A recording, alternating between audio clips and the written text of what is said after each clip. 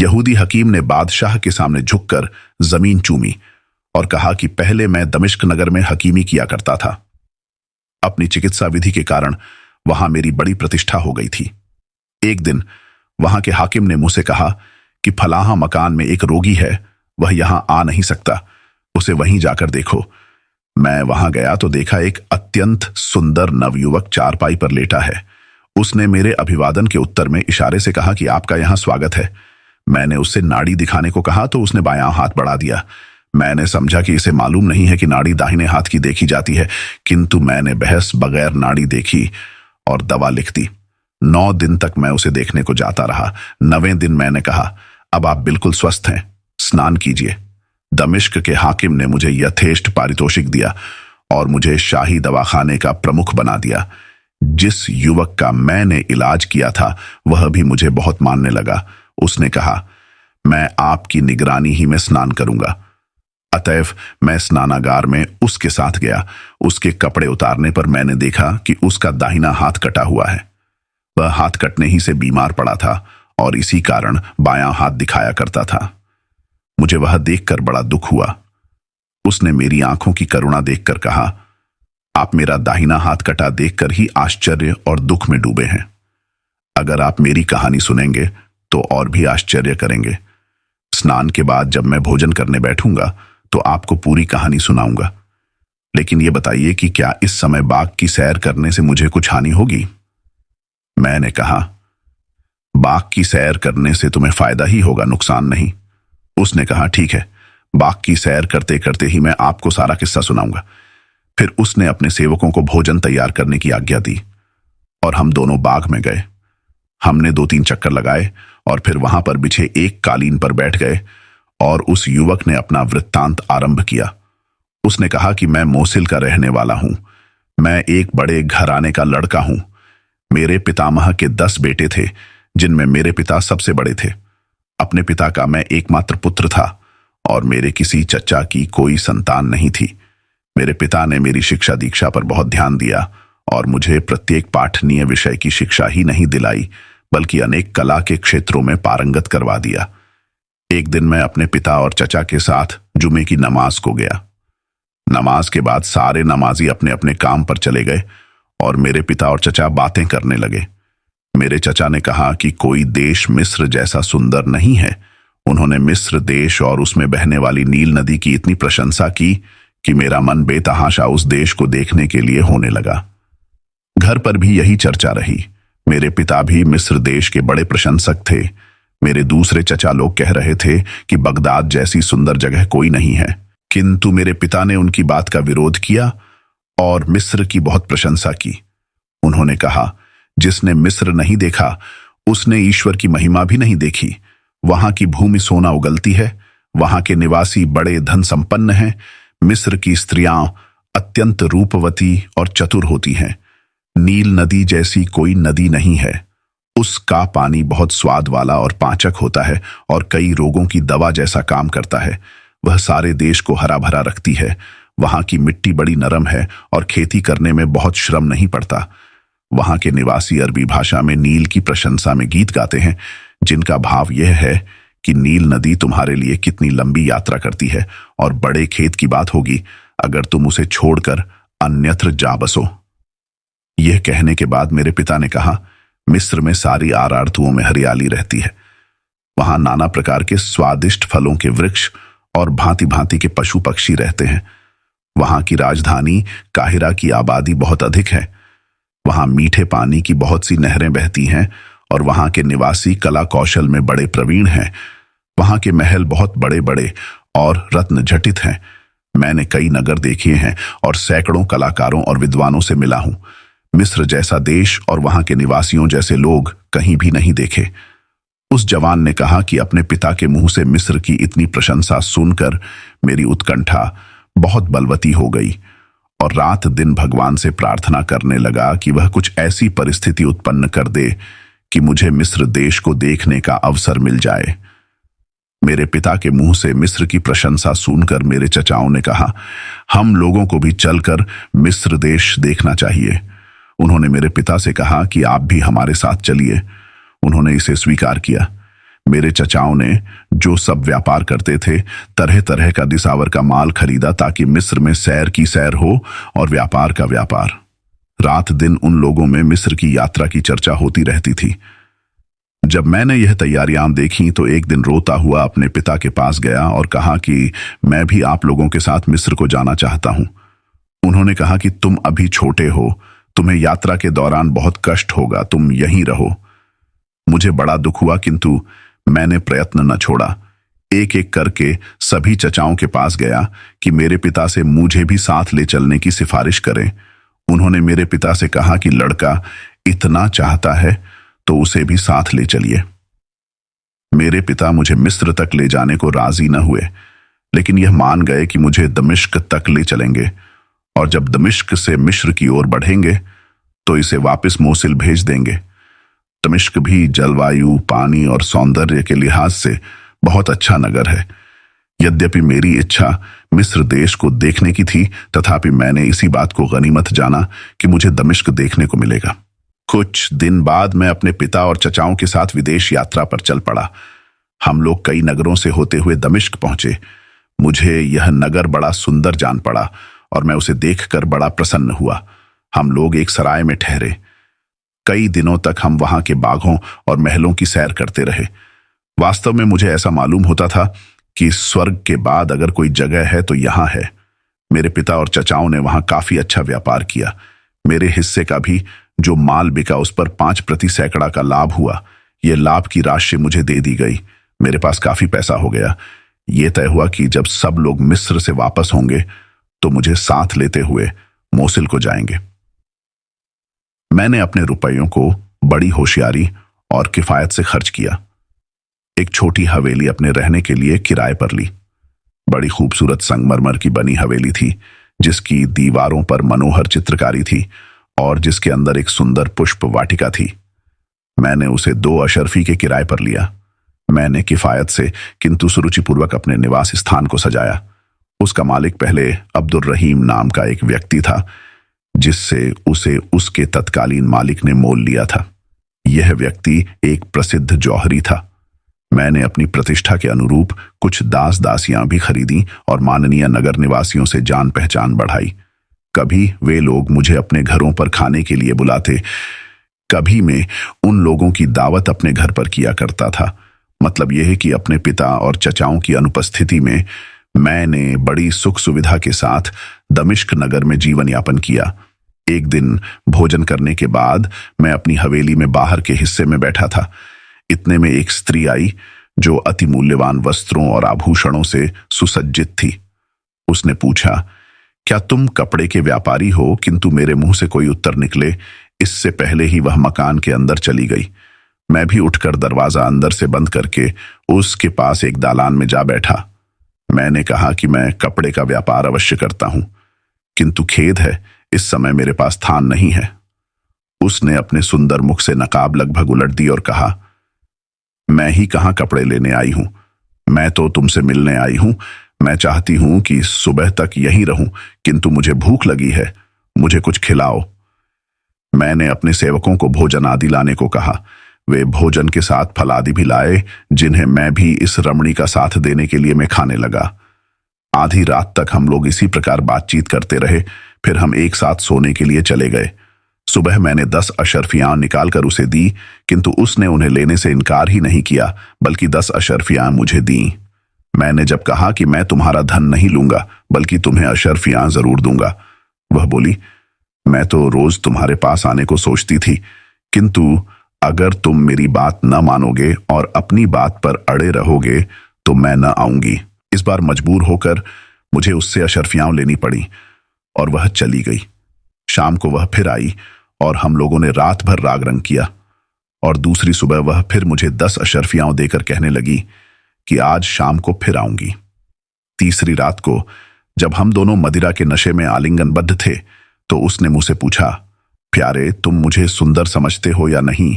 मैंने कहा, तुम कैसी बातें कर रही हो? क्या तुम अपने लिए मेरे प्रेम को नहीं जानती? मैं तुम्हें संसार की सर्वश्रेष्ठ सुंदरी मानता हूं। वह हंसकर कहने लगी, यह बेकार की बात है। मेरी एक सहेली मुझसे कहीं अधिक सुंदर है। उसे एक बार देखोगे तो मेरी ओर मुंह भी नहीं करोगे। वह मुझसे आयु में भी कम है और बड़ी कोमल है। उसे भी तुम्हें देखने की बड़ी लालसा है। मैं उसे यहां लाऊंगी। मैंने कहा, मैं तो तुम्हें ही चाहता हूं। तुम चाहो तो उसे ले आओ, लेकिन मैं प्रेमी तो तुम्हारा ही रहूंगा। उस स्त्री ने कहा, तुमने जो कहा है उस पर दृढ़ रहना। मैं उसे सामने लाकर तुम्हारी परीक्षा लूंगी। यह कहकर वह स्त्री विदा हुई। उस दिन उसने मुझे 50 अशर्फियां दी, जो मुझे लेनी पड़ी। जाते समय वह कहने लगी, 2 दिन बाद मैं आऊंगी और एक नया मेहमान भी लाऊंगी और उसकी अभ्यर्थना के लिए भोजन आदि की अच्छी व्यवस्था रखना। जिस दिन की बात तय हुई थी उस दिन मैंने घर की सफाई करवाई, फर्श वगैरह झड़वाया और नाना प्रकार के फल तथा खाद्य सामग्री घर में तैयार रखी। शाम को दोनों स्त्रियां आईं। उन्होंने अपने चेहरों से नकाब उतार ली।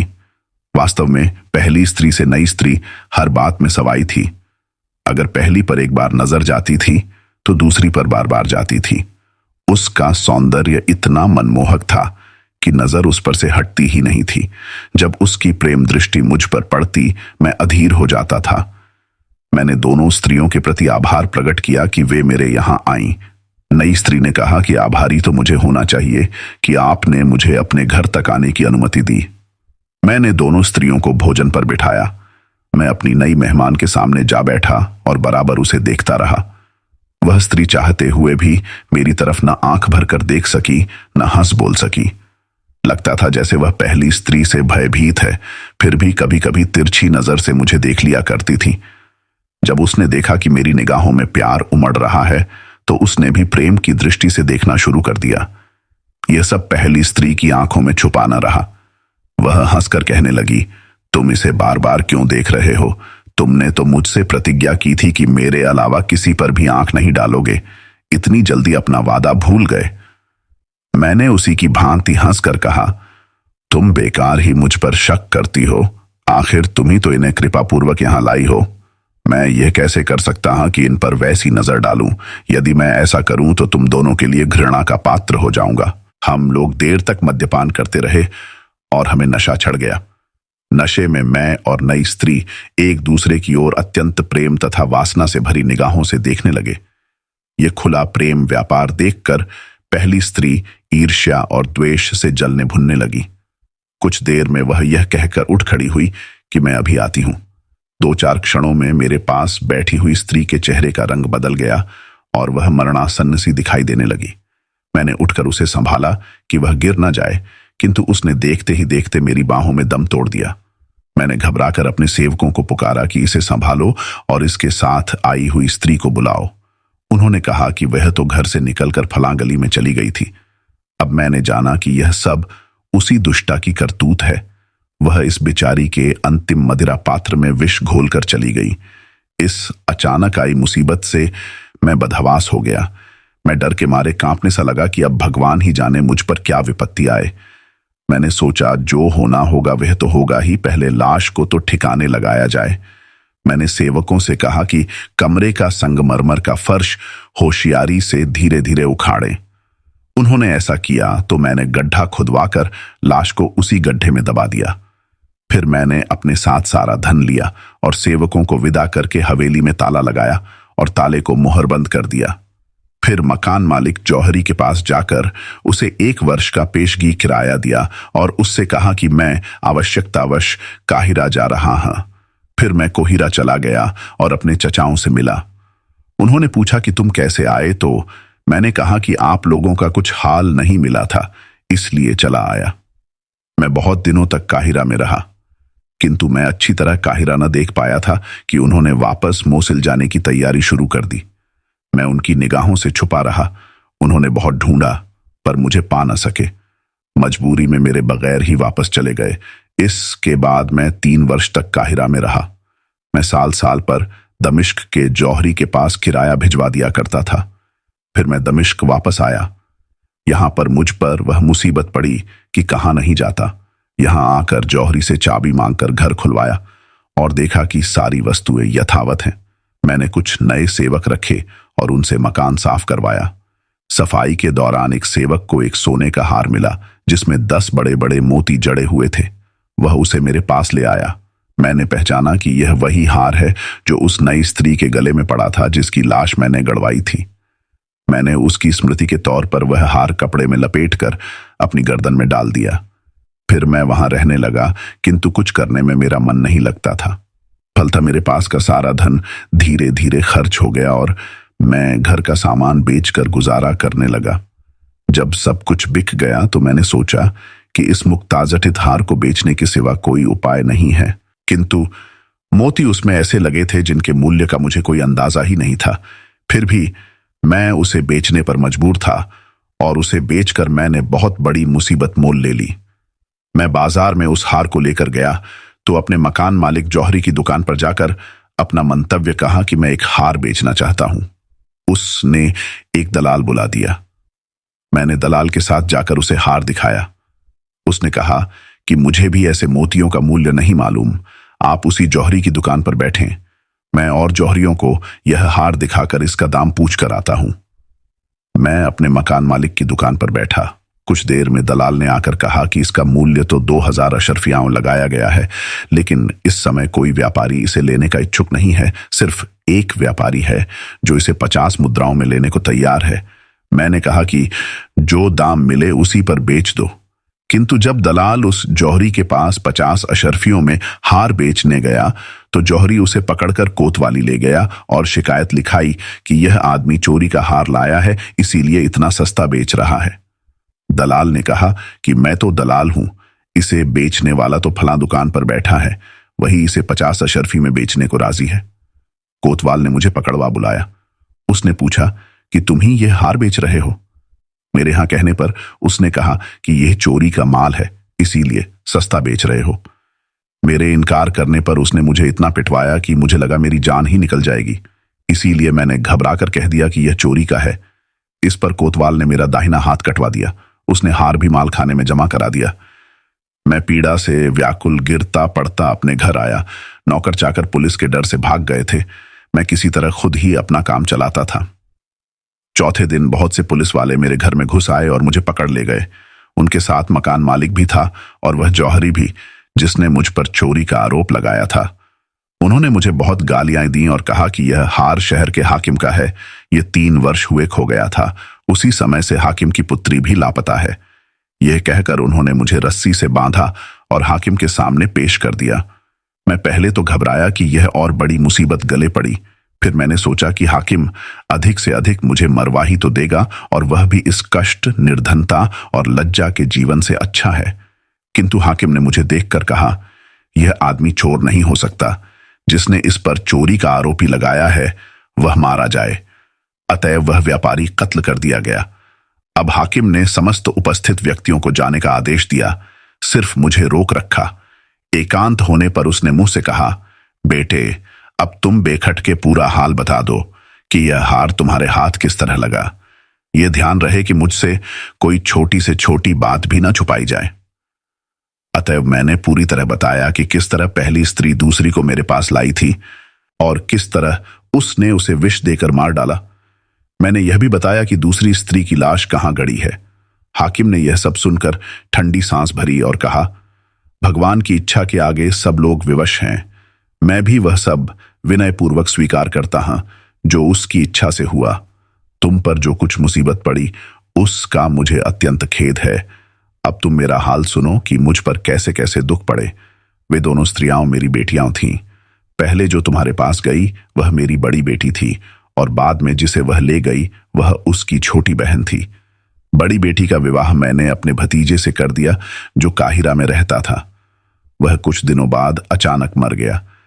मेरी बेटी कई वर्ष तक वैधव्य की दशा में भी काहिरा में रही और वहां उसने तरह तरह के दुष्कर्म सीख लिए। फिर वह यहां आ गई। दूसरी बेटी जो उससे छोटी थी और जो तुम्हारी बाहों में मरी बड़ी समझदार और सदाचारिणी थी, उससे मुझे कोई शिकायत नहीं हुई, लेकिन उसकी बड़ी बहन ने उसे भी आवारा बनने पर राजी कर लिया। जब छोटी मरी तो मैंने दूसरे दिन बड़ी से पूछा कि तुम्हारी बहन कहाँ है। उसने ठंडी सांस भरकर कहा, मैं तो सिर्फ इतना जानती हूं कि कल वह बहुत मूल्यवान वस्त्राभूषण पहनकर घर से निकली थी और अभी तक नहीं आई। मैंने अपनी बेटी की बहुत खोज कराई, किंतु उसका कहीं पता नहीं चला।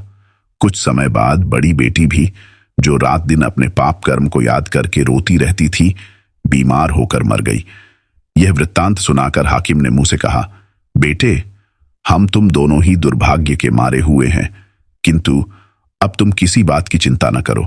मैं अपनी तीसरी बेटी से, जो अपनी दोनों बहनों से अधिक सुंदर और बुद्धिमती है, तुम्हारा विवाह कर दूंगा। तुम मेरे घर को अपना घर समझो। मैं मरणोपरांत तुम्हें अपनी संपत्ति का उत्तराधिकार देने का वसीयतनामा लिख दूंगा। मैंने कहा कि आपका हर प्रकार मुझ पर उपकार है। मैं आपको बुजुर्ग समझता हूं और जो कुछ आपका आदेश होगा वैसा ही करूंगा। हाकिम ने कहा कि फिर देर करने की क्या जरूरत है।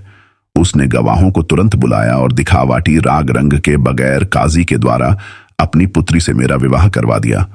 इसके अतिरिक्त उसने अपनी संपत्ति भी अपने मरणोपरांत मेरे नाम करने के कागज लिख दिए। आपने भी देखा होगा कि हाकिम मुझ पर कैसा दयालु है। यह कहकर उस जवान ने कहा कि कल ही मोसील से मेरे चचाओं का पत्र लेकर एक आदमी आया है। पत्र में लिखा था कि तुम्हारे पिता का देहांत हो गया है और तुम आकर जायदाद में अपना हिस्सा संभालो। मैंने उन्हें लिखवा दिया कि मैं भगवान की दया से यहां अच्छी तरह हूं, किंतु मेरे लिए मोसील आना संभव नहीं है। मैंने यह भी लिखवा दिया कि पिता से मिलने वाली जायदाद खुशी से आप लोगों को दे रहा हूं। यह कहकर उस जवान ने मुंह से कहा कि अब मैंने आपको अपना पूरा हाल बता दिया कि किस तरह से मेरा दाहिना हाथ जाता रहा। यहूदी हकीम ने यह कथा सुनाकर काश करके बादशाह से कहा कि जब मैं दमिश्क में था तो मैंने मोसिल के व्यापारी के मुंह से यह कहानी सुनी। जब तक दमिश्क का हाकिम जीवित रहा, मैं उसकी सेवा में रहा। उसके मरने पर मेरी तबीयत वहां न लगी। मैं फारस देश चला गया। वहां के कई नगरों की सैर करके हिंदुस्तान आ गया। वहां से आपकी राजधानी में आया और यहां हकीमी का सिलसिला डाल दिया। बादशाह ने कहा, तुम्हारी कहानी पहली दोनों से अधिक मनोरंजक है, किंतु तुम लोगों को यह आशा नहीं करनी चाहिए कि उसके कारण तुम्हारी जानें बच जाएंगी। कुबड़े की कथा अब भी तुम लोगों की कथाओं से अधिक विचित्र है। अगर उससे अच्छी कहानी न सुनाई गई तो तुम चारों की मृत्यु निश्चित है। अब दर्जी ने उठकर सिर नवाया और कहा कि मेरी भी कहानी सुन लीजिए। मुझे पूरा विश्वास है कि आप इसे सुनकर प्रसन्न होंगे।